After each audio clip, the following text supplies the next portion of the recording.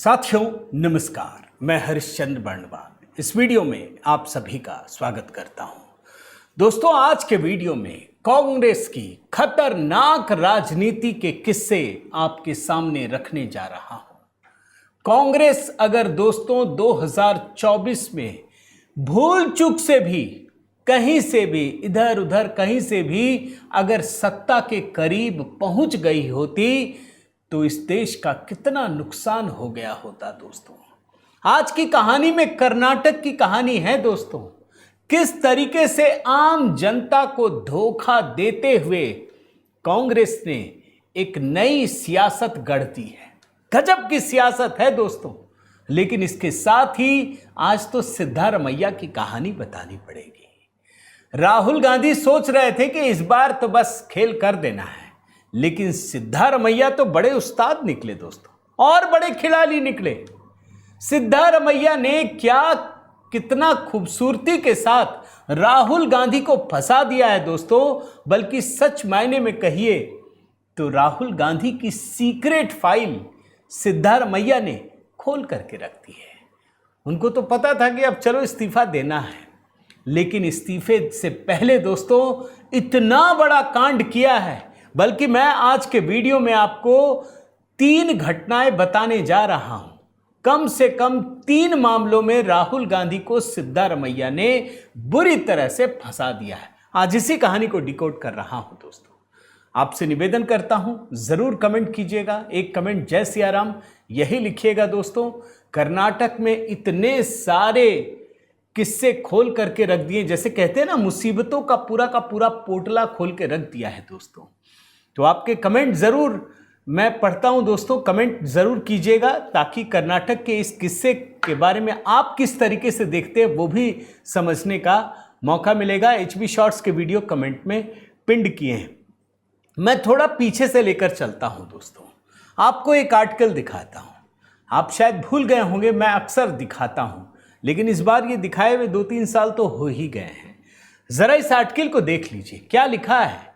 संजय सिंह अभी से सुझा रहे 5 साल 5 PM का फॉर्मूला। जानते हैं, जब 2019 के बाद 2024 की बात हो रही थी, बल्कि 2019 में भी अब इन लोगों में कुछ हो नहीं रहा था। इनको लग रहा था मोदी जी को कैसे हराएं, तो सब बोल रहे थे कि मोदी जी को अभी मिलके हरा लेते हैं।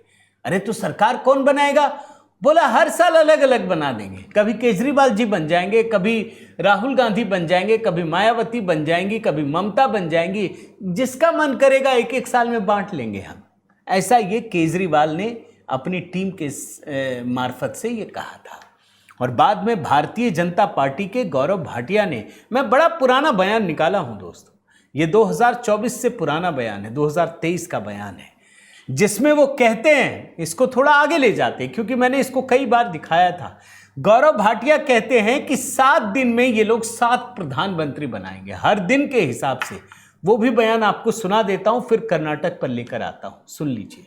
शरद पवार, ट्यूसडे को ममता बनर्जी, बुधवार को अखिलेश यादव, बृहस्पतिवार को अरविंद केजरीवाल और शुक्रवार को मायावती, शनिवार को उद्धव ठाकरे और रविवार को काम नहीं होता, छुट्टी होती है तो राहुल गांधी प्रधानमंत्री हो जाए।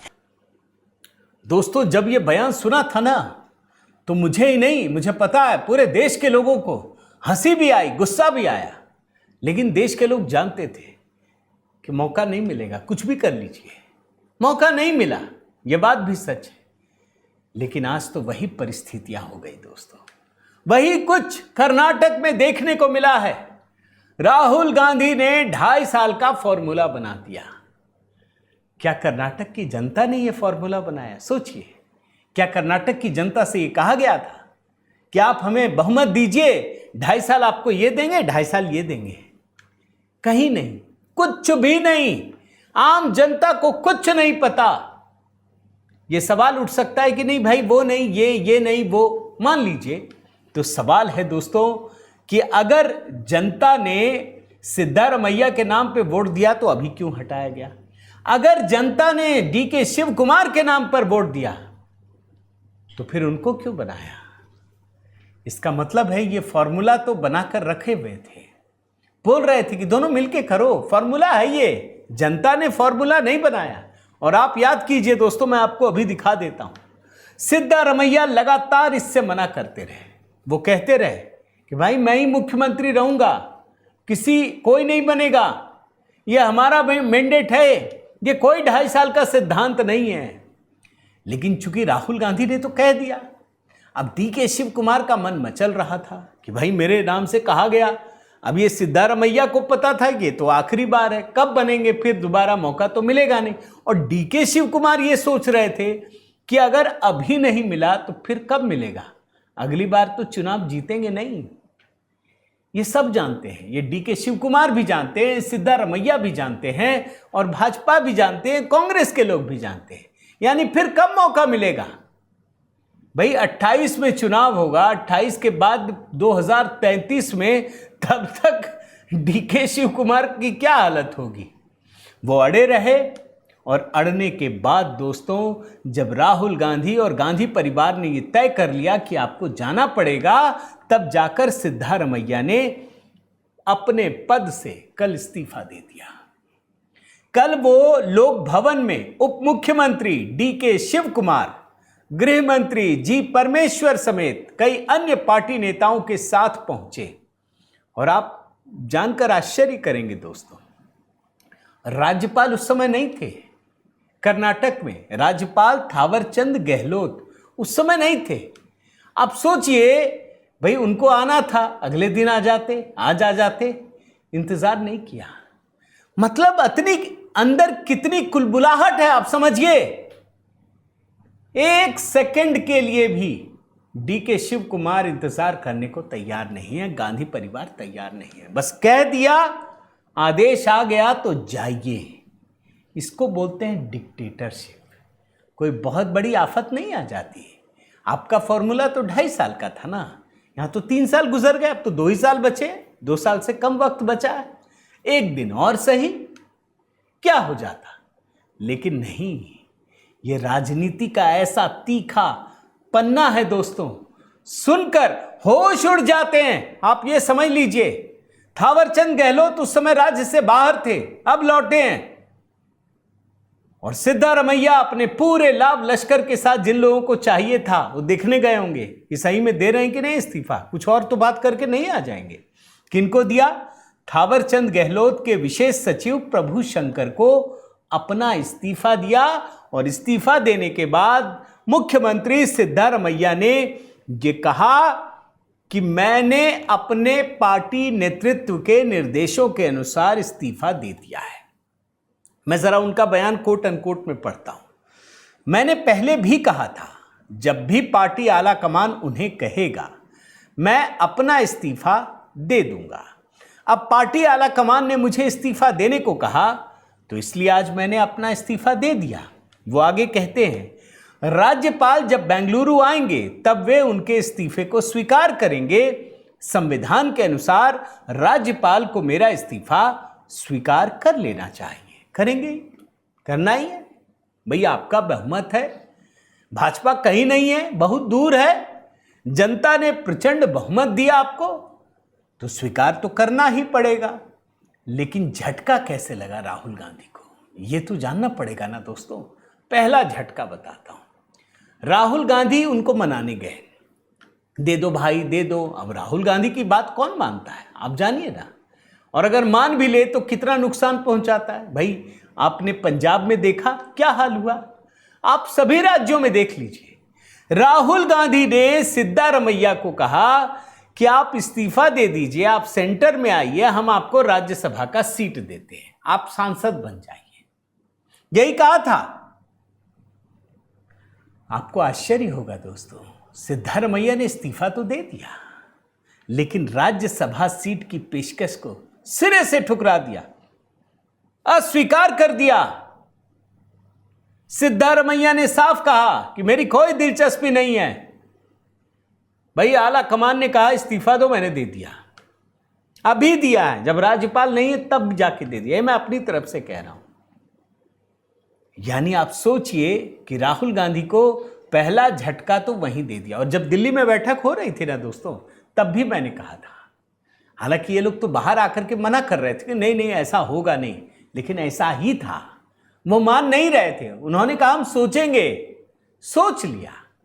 बोला कोई बात नहीं, अब तो उम्र ही हो गई यार, कहाँ अब इस सब चक्कर में फंसे रहेंगे, बेटे को भी स्टैब्लिश करना है। लेकिन उन्होंने साफ साफ अपने इरादे जाहिर कर दिए कि मुझे आपकी बातों पर ना तो यकीन है और ना मैं उसका पालन करूंगा, कम से कम इस मामले में तो नहीं करूंगा। तो ये पहला झटका है। और दूसरा झटका, ये तो समझ लीजिए कि छोटा पटाखा बड़ा कमाल कुछ होता है ना, ऐसा ये उस तरह का है। ये राहुल गांधी को सिर्फ कर्नाटक में नहीं फंसाएगा दोस्तों, पूरे देश में राहुल गांधी की पोल खोलने के लिए काफी है। सीक्रेट फाइल दोस्तों, ये सीक्रेट फाइल कौन सी है आप समझ लीजिए। इनको इस्तीफा देना था कल, और उससे ठीक पहले जानते क्या किया उन्होंने? दिल्ली से लौटने के बाद Karnataka state commission for backward classes के चेयरमैन मधुसूदन नाइक ने कर्नाटक सोशियो इकोनॉमिक और एजुकेशन सर्वे रिपोर्ट सिद्धारमैया को सौंप दी। आप बोलेंगे ये क्या है? ये दरअसल बारूद का पोटला है। किसके लिए जानते हैं? कांग्रेस के लिए। जो आत्मघाती चीजें होती है ना, ये आत्मघाती चीजें हैं। पहले सुनिए क्या सिद्धारमैया ने कहा। सिद्धारमैया ने मुख्यमंत्री रहते हुए ये रिपोर्ट स्वीकार कर ली। ये जातिगत सर्वे वाला रिपोर्ट है। और कहा उन्होंने कि जब मैं पहली बार मुख्यमंत्री बना था तब मैंने इस सर्वे का आदेश दिया था। आज स्वीकार करने में मुझे बहुत अच्छा लग रहा है। ये सोशल जस्टिस लागू करने में एक मार्गदर्शक का काम करेगा। ये क्यों बड़ा कदम है जानते हैं दोस्तों? आपको मैं बताता हूं, एक ट्वीट दिखाता हूं। इस ट्वीट को देखिए। राहुल गांधी पिछले कई वर्षों से एक इनको टेप रिकॉर्डर में सेट कर दिया गया है। क्या? ओबीसी जहां जाएंगे ओबीसी को दो। इनको बता दिया ओबीसी भारत में सबसे अधिक संख्या में, सबसे अधिक। ये जहां जाते हैं, कब का ट्वीट है देख लीजिए, 22 सितंबर 2023। मैंने जानबूझ के उस समय का निकाला है। क्या लिखा है? जितनी आबादी उतनी हिस्सेदारी, ये हमारे ओबीसी भाई बहनों का हक है। कास्ट सेंसस के आंकड़े अभी जारी करो, नई जनगणना जाति के आधार पर करो, सब कुछ करो। ओबीसी स्कैनिंग मशीन की बात कर रहे हैं कि जितनी आबादी है ओबीसी की उतना अधिकार दो। अच्छा, जब ये कह रहे थे ना, उस समय सिद्धारमैया मुख्यमंत्री बन चुके थे। वो 20 मई 2023 को मुख्यमंत्री बनते हैं और ये 22 सितंबर 2023 को। अब जरा खेल देखिए। सिद्धारमैया ने वो जाति वाला सर्वे स्वीकार कर लिया। अब इसको स्वीकार कर चुके। जानते हैं इसमें क्या है? इसमें यह है दोस्तों कि जो ओबीसी आबादी है वो 69.6% है। कर्नाटक की आबादी में ओबीसी की संख्या 70% है। 70% माने पहले से 38% ज्यादा हो चुका है। और जिस समाज से ये सब आते हैं, चाहे येदियुरप्पा बोलिए या शिव कुमार बोलिए, वो सब वोक्कालिगा 12.2 और लिंगायत 13.6 वोक्कालिगा से आते हैं। उन्होंने क्या किया आप समझे? राहुल गांधी बोलते हैं ओबीसी को कम मिलता है अधिकार, ओबीसी को दो। और जो ओबीसी मुख्यमंत्री है इनका सिद्धारमैया, उसको बाहर कर दिया। जिसकी आबादी 70% है और जिसकी आबादी 10-12% है उसको आपने मुख्यमंत्री बना दिया। यह है हकीकत। भारतीय जनता पार्टी ने तो इस पॉइंट को पकड़ लिया।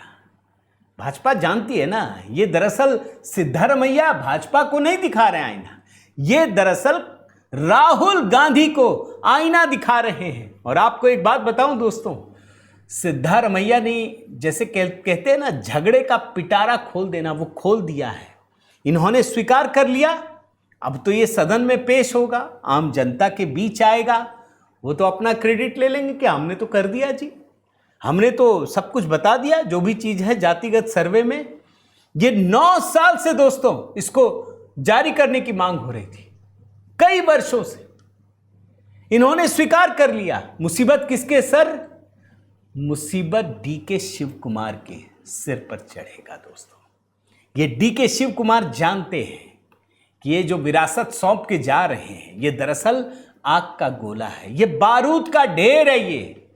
इससे कर्नाटक का एक भी समाज समझ लीजिए, कोई भी खुश नहीं है, चाहे वो वोक्कालिगा हो, चाहे लिंगायत हो। और आपको एक रिपोर्ट दिखाता हूं, आप देखिए, जब ये चीजें आ रही थी ना, 9 साल से ठंडे बस्ते में थी, राहुल गांधी बार बार हल्ला कर रहे थे कि हम कास्ट सर्वे कराएंगे, लाएंगे, ये करेंगे, वो करेंगे। जानते कौन विरोध कर रहा था? ये डीके शिव कुमार कर रहे थे। ये वोक्कालिगा समाज से आते हैं, समझ लीजिए। 2015 में पहली बार जयप्रकाश हेगड़े के नेतृत्व वाले आयोग ने भी ऐसा सर्वे किया था। तब भी वोक्कालिगा समुदाय से आने वाले डीके शिव कुमार विरोध कर रहे थे।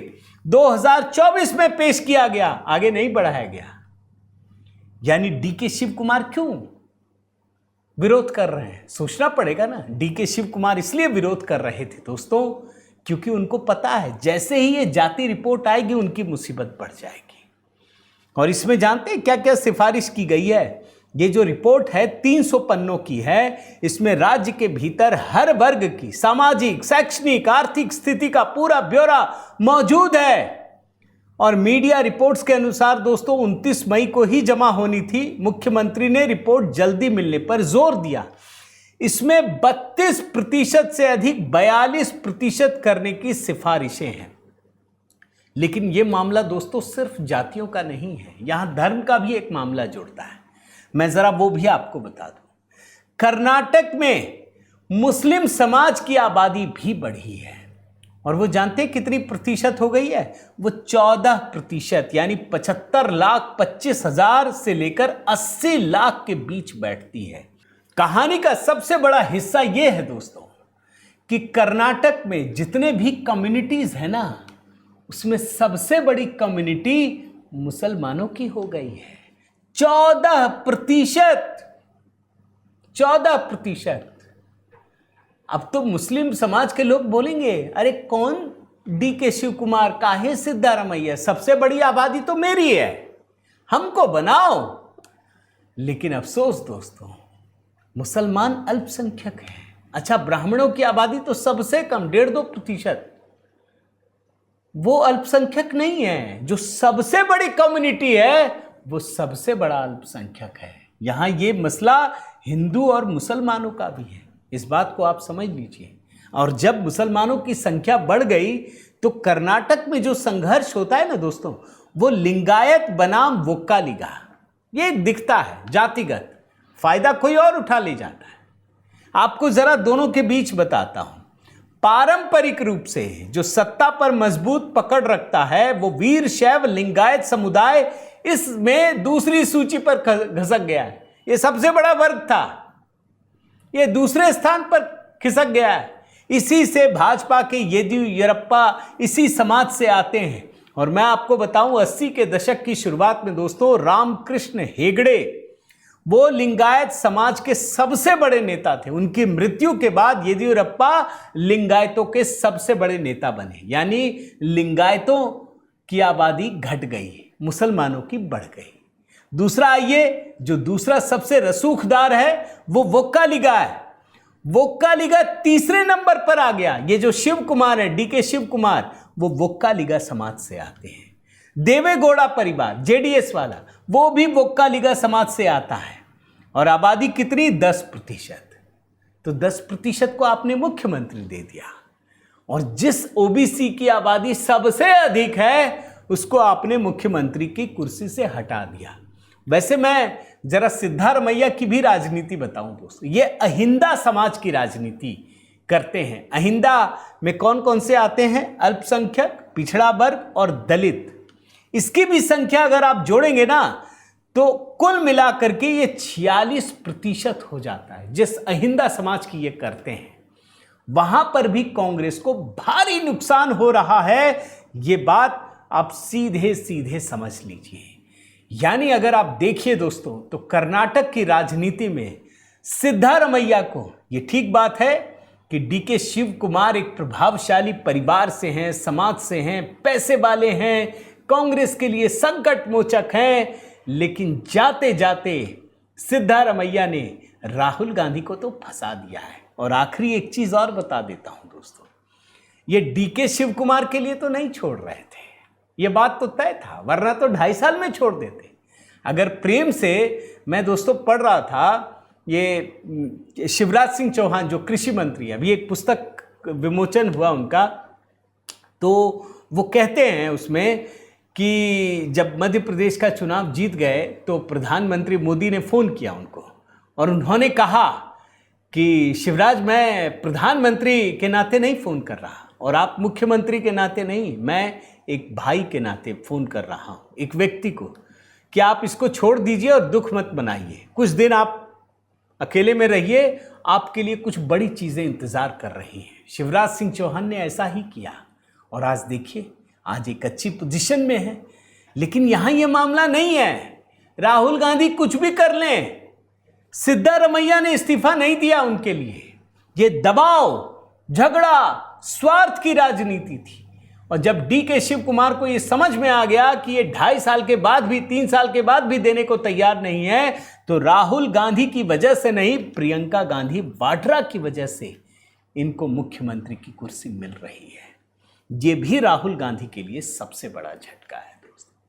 तो इंतजार कीजिए, कर्नाटक की राजनीति में अभी बहुत कुछ होने जा रहा है दोस्तों। 2 साल जरूर बचा है, लेकिन सरकार के पास कुछ नहीं है, पैसा नहीं है वहां, ना विधायकों के पास फंड है, ना सांसदों के पास है, कुछ भी नहीं है, कोई विकास के काम नहीं हो रहे हैं। जो वादे किए बस उसी को आधे अधूरे तरीके से पूरा करने में सारा पैसा खत्म हो रहा है। तो देखते जाइए कर्नाटक की कहानी दोस्तों। उम्मीद करता हूं आपको ये वीडियो पसंद आया होगा। ज़रूर कमेंट कीजिएगा, अपनी राय दीजिएगा, और कुछ ना भी हो तो जय सिया राम लिख दीजिएगा। लाइक कीजिए, शेयर कीजिए। अगर चैनल आपने सब्सक्राइब नहीं किया है दोस्तों, ज़रूर कीजिएगा। और साथ ही HB शॉर्ट्स के वीडियो कमेंट में पिन कर दिए हैं। बहुत बहुत धन्यवाद। जय सिया राम।